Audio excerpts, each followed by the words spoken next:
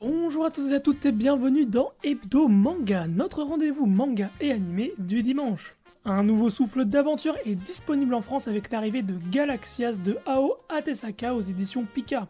Alors est-ce que ce début est-il aussi prometteur de ce que les rumeurs l'affirment? On va voir ça ensemble. Je m'appelle Télio et encore une fois, bienvenue dans Hebdo Manga.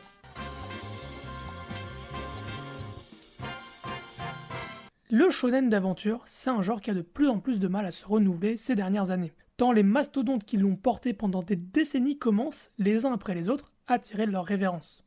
Alors forcément, à chaque nouvelle prépublication, qui tente de se faire une place dans le magazine japonais, la même question revient. Est-ce que ce titre a l'étoffe pour prendre la relève? La plupart du temps, la réponse est non, noyé dans la masse de séries qui dépassent jamais 2 ou 3 tomes, malheureusement. Mais de temps en temps, un jeune auteur arrive suffisamment d'aplomb avec le talent nécessaire pour se faire remarquer dès ses débuts. Et c'est exactement le cas aujourd'hui avec Galaxias d'Ao Atesaka, tout juste débarqué chez nous aux éditions Pika.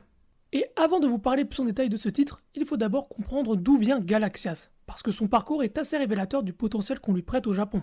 A l'origine, Ao Atesaka n'est qu'un jeune auteur de 25 ans encore inconnu, qui soumet un one-shot, également intitulé Galaxias, mais sans lien scénaristique avec la série actuelle, au concours du Weekly Shonen Magazine. Ce chapitre pilote lui vaut une mention spéciale au 108e Rookie Manga Award, un concours qui avait révélé l'année précédente Kei Orana avec son Gachi Akuta, et dont le jury cette année-là comptait également les auteurs de Blue Lock.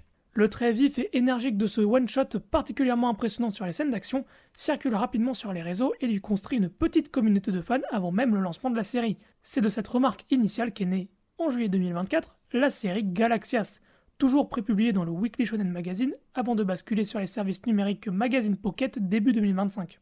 Elle compte aujourd'hui 3 tomes au Japon et n'a pas manqué d'être saluée jusque par Hiro Mashima, le créateur de Fairy Tail lui-même. Autant dire que l'attente autour de cette arrivée en France était réelle, portée par les éditions Pika dans leur collection Pika Shonen depuis le 17 juin dernier. Et du coup, de quoi ça parle?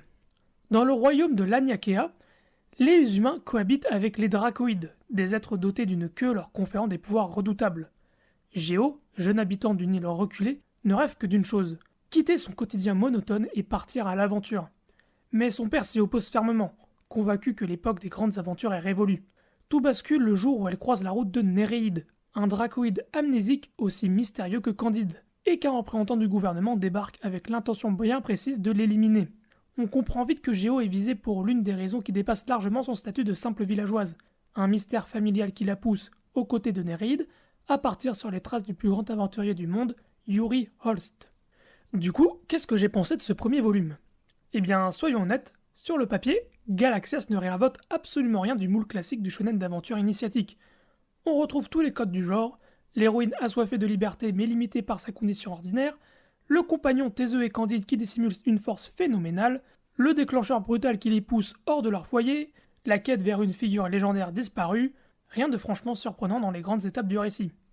Et pourtant, ça fonctionne, et ça fonctionne même très bien. L'alchimie entre Géo et Néréide s'installe avec une évidence immédiate, portée par des dialogues qui sonnent justes et une dynamique attachante entre les deux personnages. On sent chez Atesaka une vraie envie de retrouver la fébrilité des débuts de séries comme One Piece ou Hunter x Hunter, ce sentiment d'un monde immense qui ne demande qu'à être découvert aux côtés d'un duo dont on a immédiatement envie de suivre le pas.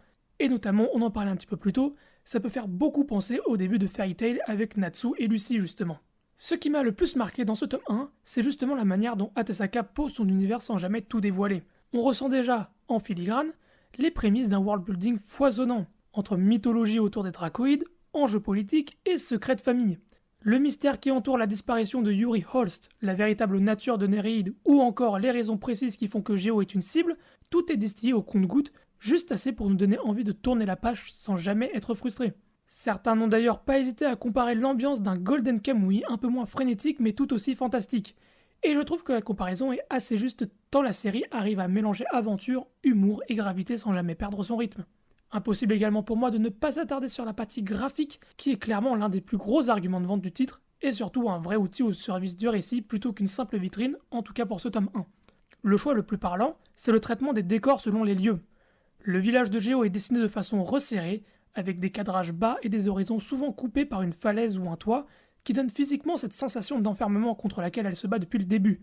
A l'inverse, dès que le duo prend le large, Atesaka ouvre ses cases, multiplie les plans larges et les vues aériennes, et le simple format de la page se met à respirer en même temps que Géo découvre enfin le monde extérieur. Le découpage sait aussi ralentir quand il le faut pour laisser respirer les moments plus posés entre les deux héros, et s'emballer au bon moment pour donner un nouveau souffle aux affrontements, avec des scènes d'action d'une fluidité impressionnante qui jouent sur la dissymétrie de puissance entre Néréide et ses adversaires pour distiller, sans aucun mot, l'idée qu'il cache encore beaucoup de choses. Les chara-design hauts en couleur participent aussi beaucoup à l'attachement immédiat qu'on ressent pour ce duo, notamment sur les dracoïdes, dont les silhouettes et les queues aux formes variées suffisent à deviner une bonne partie de leur tempérament avant même qu'ils n'ouvrent la bouche. Ce n'est clairement pas un hasard si le mangaka de la trempe de Hiro Mashima a tenu à saluer publiquement le travail d'Atesaka. Bref, pour moi, Galaxia c'est une mise en bouche particulièrement réussie. Ce n'est pas le tome qui va révolutionner le genre, mais c'est un shonen d'aventure généreux, mené avec une belle maîtrise pour un jeune auteur qui signe ici sa toute première série, et qui donne clairement envie de suivre la suite. Dans un marché en quête permanente du prochain grand récit d'aventure pour prendre le relais des séries qui touchent à leur fin, Galaxias a clairement les cartes en main pour s'imposer. Malheureusement, notons tout de même que la série prend beaucoup de temps à sortir ses chapitres, et donc cet tome également, dû au problème de santé du mangaka. C'est un manga qui est toujours en cours au Japon avec 3 tomes, dont le 4ème qui va sortir très bientôt. On aura vite rattrapé l'apparition japonaise et l'attente sera assez longue. C'est un titre qui vaut le détour, certes, mais avec lequel il faudra s'armer de patience.